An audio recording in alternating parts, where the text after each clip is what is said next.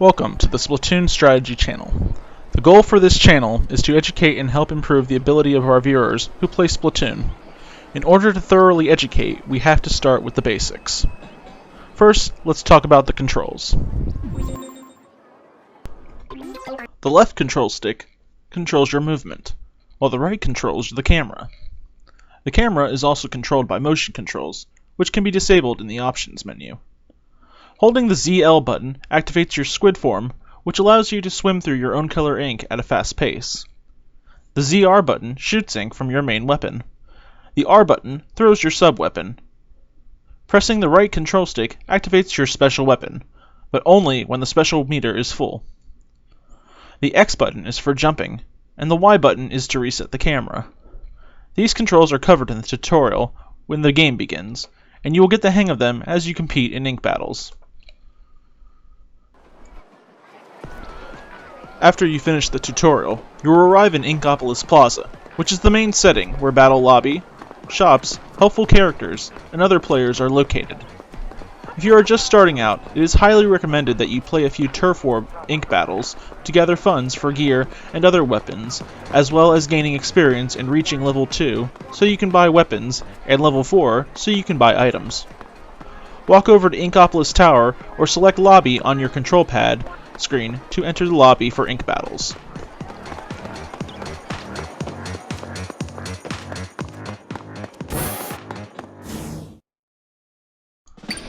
By default, you will start off with the Splatter Shot Jr. as your main weapon, a rapid-fire weapon that is well balanced and a perfect fit for beginners. You will be allowed to purchase weapons later on once you reach level 2. In this screen, you can see your current level will be displayed in the top right corner, as well as your current amount of gold, super sneeze sale count, and your rank, which we will go into more detail about in later videos. You will also see the vibe meter, which is basically a measure of your wins and losses in battles. When you win ink battles, you will gain a flag. When you lose, you will also lose flags based on your vibe. The 4 ranks in vibe are Chill, Toasty, Smokin', and So Hot. If you visit Judd in the plaza, you will receive gold based on your vibe meter status. To the left you will see battle modes, which will be Turf War for regular battles. You will also see the current stage listings. If you press Y button while on the screen, you can choose to view the stage in a recon mode, which allows you to explore the stage by yourself. This is a great way to strategize before you begin battling. The screen selection in the center of the screen. Here you can choose to participate in different battles. If you're ready to begin battling, go ahead and select regular battle.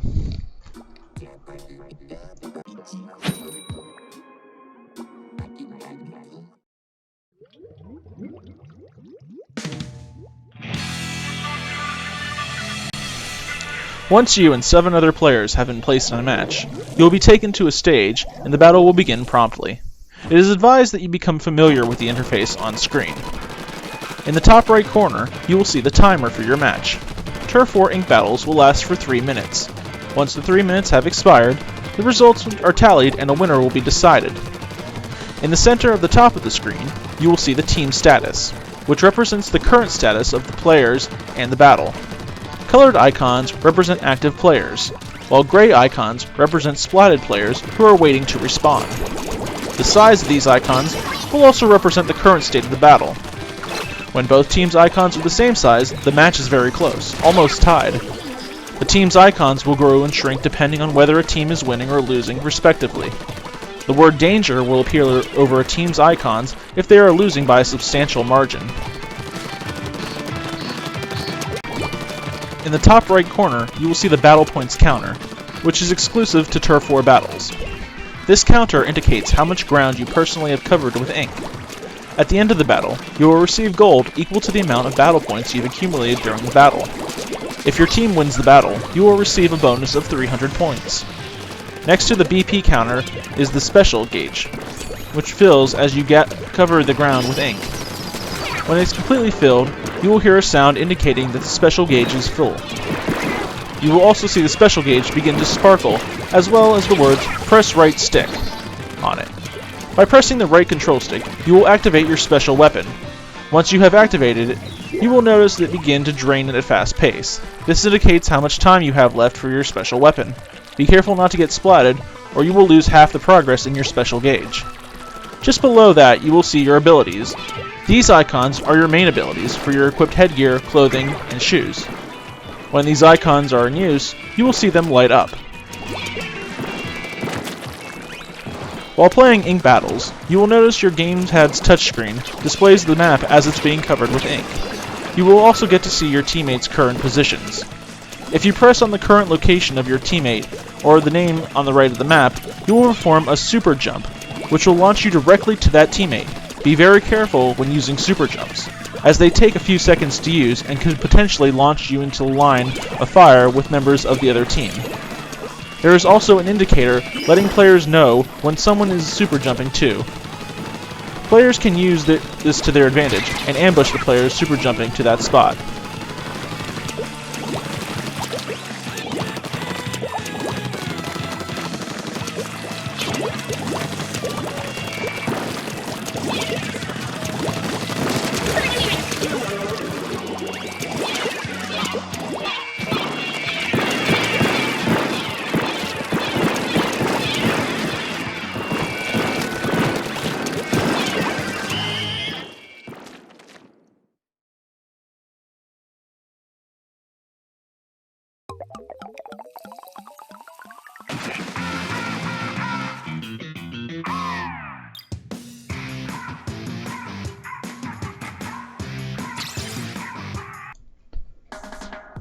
As you compete in ink battles and level up, you will be allowed to purchase new types of weapons from Sheldon and Ammo Knights in the plaza.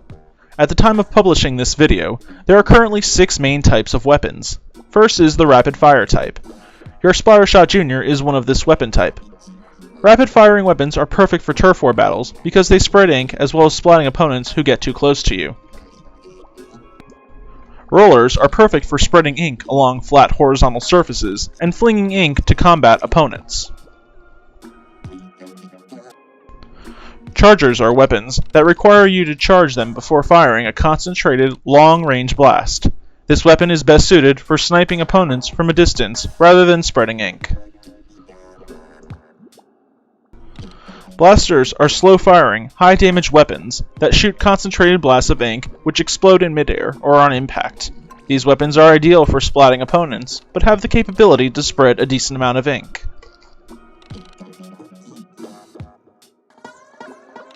Sloshers are buckets that hurl large amounts of ink directly in front of you. This weapon is suited for hitting opponents who are high up on platforms or on the other side of walls. Splatlings are Gatling-style weapons that function like chargers, requiring time to charge up before use. Charging these weapons increases the duration of the weapon's rate of fire. Each main weapon has a sub-weapon and a special weapon.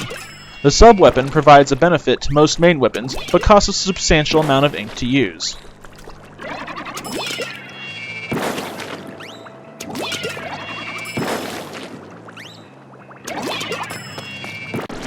The special weapon can be used only after filling the special gauge, and can be used to turn the tide of battle in certain situations.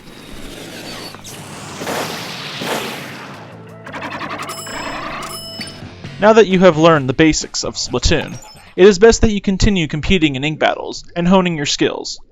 As you progress, you will purchase new weapons and gear to improve your combat skills. The future videos published in this channel will focus on presenting information and providing helpful tips that I hope will lead you to victory in battle. Thank you, and good luck.